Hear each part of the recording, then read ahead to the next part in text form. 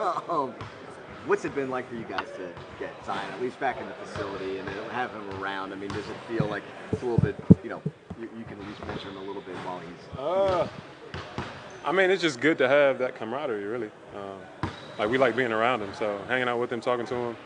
It's usually not about injuries or basketball, for the most part. Now, we do talk about that, but for the most part, it's just regular conversation. So just to have that camaraderie and to see him in the gym is awesome. Is there any advice you can give him about staying locked in, being prepared for when he can finally get back on the court? I guess just that, but be patient. He's 19. Be patient. I've been through injuries myself, so I know how frustrating that could be. Maybe even sometimes feeling like you're on the outside because everybody's playing, and knowing him, he wants to be out there helping his teammates out. He feels like he can do a lot for us, which we also think he can, but not to have that pressure, and we'll hold it down until he gets back. Is the first 7 games a cause for alarm or not? No. Not worried at all? No. Why? I mean, I feel like teams have done this before and still met the goals that they want to meet. So, obviously, if we raise the alarms now, aren't we just giving up the season early?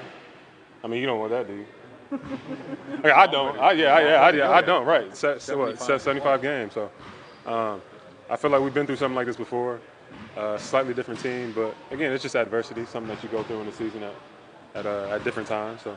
But when you give up all of those points, that has to be a little concerning. That's fair, right? Maybe. I mean, it's also they're giving up a lot of points. It's not like we're out of every game. There might have been one game that we were out of, but every other game we've been in, and we've competed. It's just we take lows during the game that affects us and gets us down big, and that's something that we come out here and work out and learn every day. So. Do you pinpoint specific issues defensively, or is it kind of just swings and stretches of games? I wouldn't necessarily say swings. I think some of it is guys getting to our paint a little bit too much, which we do have to do a better job. We can't just rely on all the bigs. We also have to guard these amazing guards up top and try to keep them in front of us for at least 2 or 3 dribbles individually, and then as a team, we have to show bodies, keep people out of our paint. So. You just mentioned you've been in nearly every game. What do you guys think you need to do to win maybe some of these games down the stretch? I think just those little lows. If it's 4 minutes, 8 minutes, where people kind of punch us in the mouth, we have to withstand that a little bit better. Or there's been games where we're up 7, 8 points. To get over that threshold of 10 points and to blow out a game is something that we need to learn. And I feel like once we kind of get over that hump, we'll be pretty good at it. Is it anything scheme-wise, or is it just, like you said, kind of avoiding those lows during the games? I think it's just avoiding lows. I don't think it's any scheme. I think our schemes we pretty much stick to, but our schemes also get us back in games. So. Put on your analyst hat for me and evaluate BI's play and what he's meant to the team lately. He's been a savior, really. When we go through those lows offensively, I feel like he's there to always get a bucket. He's the guy when you throw it in, it's going to be either 2 or 3 points. I think he's done a great job of facilitating as well and getting guys open shots. So he's kind of been a savior.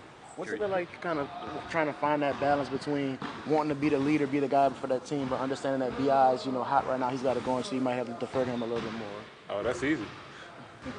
Get the hot guy the ball. Sure, you worked out with Ja this summer, and you've gotten close with him the time he's been here. What have you seen out of him, getting comfortable in New Orleans and really having that resurgence that he's had? I think Ja has been big for us.